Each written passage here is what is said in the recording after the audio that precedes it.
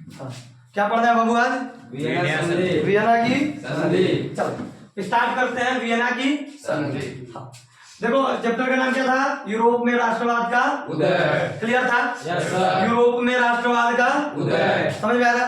अब देखो नेपोलियन की घटना पूरा पढ़ लिए हो? Yes sir. नेपोलियन कब राजा बना, उन्होंने क्या क्या परिवर्तन किए, समझ आ रहा था ना? चलो आज का हम लोग का टॉपिक है वियना की संधि।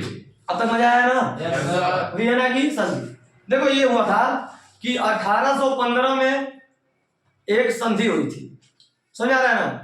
मतलब जब नेपोलियन वाटरलू के युद्ध में हार गया। नेपोलियन किस युद्ध में हारा था? वाटरलू। यहाँ तक क्लियर था ना? चलो आगे चलते हैं। नेपोलियन वाटरलू के युद्ध में जब हार गया तो ये बताओ ये पूरे घटना कहाँ की है? यूरोप की। तो जब नेपोलियन वाटरलू के युद्ध में हार गया तो यूरोप की जितने भी शक्तिशाली देश थे, जितने भी शक्तिशाली देश थे, सभी लोगों ने ऑस्ट्रिया की राजधानी में एक मीटिंग किया। क्लियर हो रहा है? Yes sir. क्या किया? मीटिंग। और मीटिंग को हम लोग बोल सकते हैं, सम्मेलन को हम लोग बोल सकते हैं कांग्रेस। समझ में आ रहा है ना? एक सवाल उठता है ना कि वियना कांग्रेस क्या होता है, समझाइए।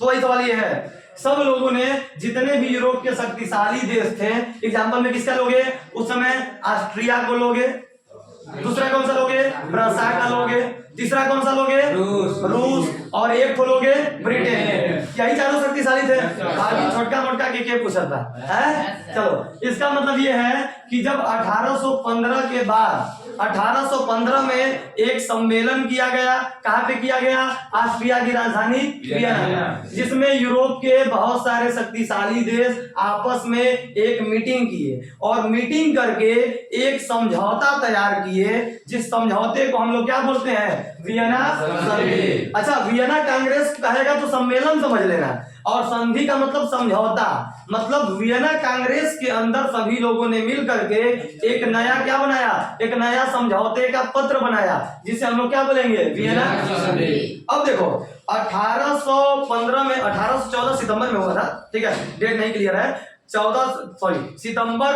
1814 से लेकर के 1815 के बीच में वियना की संधि जो है मानी जाती है। क्लियर है? 1815 से पहले जितने भी परिवर्तन लाए गए थे, किसके द्वारा? नेपोलियन के द्वारा। अच्छा, नेपोलियन हम लोग के सोच का था कि नहीं था? हम लोग के सोच का नहीं, हम लोग उसके सोच के हैं। वो बड़ा है, समझ रहा है ना? तो नेपोलियन जो था वो पूरे परिवर्तन ला दिया था, बहुत ज्यादा परिवर्तन ला दिया था। किसके अंदर? यूरोप के अंदर। जिसको देख करके बगल वाले जो पड़ोसी देश थे उससे कमजोर थे या जो भी थे, वो क्या कर रहे थे? जलते थे। सब देख के जल रहा है। अपना दुखी से कोई दिक्कत नहीं है, पड़ोसी का अगर खुशी है तो बहुत ज्यादा दिक्कत है। वही क्या हो गया था? इन सभी शक्तिशाली देशों के साथ हो गया था। अच्छा, शक्तिशाली देश का नाम बताओ? ऑस्ट्रिया, ब्रिटेन, दूसरा तुम लोग बताओ? ब्रिटेन, ब्रिटेन, उसके बाद प्रसा के बाद रूस। चलो अब ज्यादा मत बोलो, रूस। समझ आ रहा है ना? इन सभी शक्तिशाली देश नेपोलियन को हरा दिए थे। किस युद्ध में हराए थे? वाटरलू के युद्ध में। किस युद्ध में? वाटरलू। अब वाटरलू के युद्ध में जब नेपोलियन हार गया, उसको भेज दिए कहाँ पे? भेज दिया दक्षिण। कहाँ पे? सेंट हेलेना के द्वीप। पढ़े हो क्या? तेज हो रहा है। चलो जी, सेंट हेलेना के द्वीप पर भेज दिया गया। उसके बाद जितने भी शक्तिशाली देश थे अब तो मिलकर सब हरा दिए। अच्छा बताओ, किसी को जब चार लोग मिल करके हराएंगे तो उसके द्वारा जीते गए चीज को आपस में बांटेंगे कि नहीं बांटेंगे? सेम टू सेम समझ लो, वियना की संधि और कुछ नहीं है। नेपोलियन के हराने के बाद उसकी जितनी संपत्ति है सब आपस में बांटने के लिए बैठे थे। समझ आ रहा है ना? नेपोलियन हार गया, नेपोलियन को भेज दिए, अब उसका जितना इलाका सब था वो क्या करेगा? बांटेगा कि नहीं बांटेगा? समझ आ रहा है तुमको? बांटेगा कि नहीं बांटेगा? क्लियर है? अब बांटने के लिए ये संधि हुआ था। जैसे मान लो कि मैं तुमको हरा दिया, अगर अकेले हराऊंगा तो तुम्हारा संपत्ति मेरा हो गया, लेकिन अगर हम चार लोग मिल करके तुमको अकेले हराएंगे तो तुम्हारा आईफोन चार लोग में बटेगा कि नहीं बटेगा? आधा से पत्ती समझ आ रहा है कि नहीं आ रहा है? तो वियना कांग्रेस जो था वो एक प्रकार का सम्मेलन था जो यूरोप के शक्तिशाली देशों के द्वारा क्या किया गया था? आयोजन किया गया था। शक्तिशाली देशों का नाम याद कर लो, ऑस्ट्रिया, ब्रिटेन, प्रसा, रूस। अच्छा, इसके अंदर फ्रांस भी, सर फ्रांस को तो हराया था, इसके अंदर फ्रांस भी था। समझ आ रहा है कि नहीं? फ्रांस भी था। मतलब बहुत सारे छोटे छोटे देश थे, सबको सम्मिलित किया गया। लेकिन इसमें 4 गो हीरो मेन थे, ऑस्ट्रिया, ब्रिटेन, प्रसा, रूस। ठीक, और इसको मेजबानी किसने किया था, किसने बुलवाया था? तो ऑस्ट्रिया बुलवाया था। ऑस्ट्रिया का राजा का नाम याद कर लो, उसका नाम था, क्या नाम था? मैटरनिख। समझ आ रहा है कि नहीं आ रहा? इसका मतलब ये है कि 1815 में वियना का सम्मेलन हुआ, वियना कांग्रेस का क्या हुआ, एक प्रकार का बैठक हुआ। समझ आ रहा है ना? जिसमें उन सभी परिवर्तन को परिवर्तन करना था, परिवर्तन करना था। नेपोलियन जिस चीज को बदला था, ये लोग उसको बदलने के कोशिश में थे।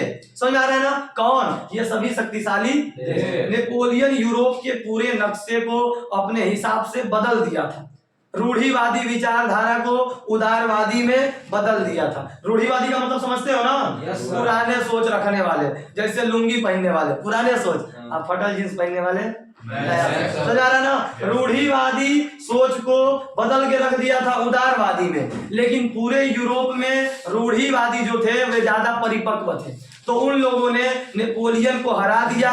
और नेपोलियन को हराने के बाद वियना कांग्रेस का सम्मेलन किया गया, वियना कांग्रेस की बैठक की गई। ठीक है, जिसमें सभी देशों ने मिलकर के एक पत्र तैयार किया, जिसको क्या बोलते हैं? वियना। लिख लोगे ना? 2 नंबर 3 नंबर का लिख लोगे। अब चलो वियना संधि का, अच्छा इसके सामने देखो, वियना संधि के सामने क्या क्या दिक्कत थे? वियना, चुप रहो, वियना संधि के सामने क्या दिक्कत है? वियना संधि के सामने कुछ दिक्कत थे। जैसे नेपोलियन इतना अच्छा व्यक्ति था लोगों के लिए, उसने इतने परिवर्तन ला दिए कि लोग खुश हो गए थे। वो लोग परिवर्तन नहीं चाह रहे थे, वो सोच रहे थे नेपोलियन जो कर रहा है वो सही कर रहा है। सभी विचारों को रोकना था। नेपोलियन सबके अंदर राष्ट्रवाद की भावना विकसित कर दिया था, उसे भी रोकना था। तो वियना क्या हुआ जी? वियना संधि के अंदर ऐसा ऐसा बात हुआ था। ठीक है, अब देखो वियना संधि समझ में आ गया ना? वियना संधि क्या था? वियना कांग्रेस के द्वारा एक पत्र तैयार किया गया था। कब? 1814 सितंबर में। समझ आ रहा है ना? सितंबर 1814 से 1815 के बीच में। करवाया किसने था? मैटरनिख। समझ आ रहा है? और बहुत सारे राजा का नाम याद कर लो, बहुत सारे देश का नाम याद कर लो। समझ आ रहा है कि नहीं आ रहा? तो वियना हो गया। अच्छा, इसके अंदर एक नया चीज पढ़ लो, कोई 1 या 2 तुम कर सकते हो, क्योंकि बहुत सारे बात इसके अंदर लिखना है। जैसे तुम किताब में वो वाला बात पढ़े होगे, बुर्बो राजवंश को वापस ला दिया गया। समझ आ रहा है? तो वियना संधि के बहुत सारे क्या थे? बहुत सारे आपके सिद्धांत थे। सिद्धांत का मतलब प्रिंसिपल थे। अच्छा, कोई काम हम लोग करते हैं तो किसी को प्रिंसिपल मानते हैं ना, कि इस नियम के अनुसार मैं करूंगा। समझ आ रहा है कि नहीं आ रहा है? तो वियना संधि का एक प्रिंसिपल क्लास 10 के अनुसार एक बहुत है, उसका नाम जो है वो है वैधता का सिद्धांत। किसका सिद्धांत? वैधता का सिद्धांत। अच्छा, वैधता का सिद्धांत का मतलब समझ रहे हो? वैधता का सिद्धांत का मतलब वैधता यहाँ पे वैलिडिटी से, जैसे 28 दिन का रिचार्ज कराओगे तो कितने दिन की वैलिडिटी है? 28। 29वां दिन रिचार्ज काम करेगा? तो वैधता का नियम लगाया गया। मतलब कि नेपोलियन जिस चीज को बर्खास्त कर दिया था, खत्म कर दिया था, इनवैलिड कर दिया था, अब उसको हम लोग क्या करेंगे? वैलिड करेंगे। तो बताओ, नेपोलियन बुर्बो राजवंश को खत्म कर दिया था कि नहीं? फ्रांसीसी क्रांति में बुर्बो राजवंश था कि नहीं? तो फ्रांस से बुर्बो राजवंश को हटा दिया गया था। तो 1815 में वियना संधि के बाद किस राजवंश को वापस ला दिया जाता है? बुर्बो राजवंश। किसको ला दिया जाता है? अच्छा, राजा का नाम कोई कौन बताएगा? बताओ। ये बुर्बो राजवंश का राजा जो फ्रांसीसी क्रांति के समय था, नेपोलियन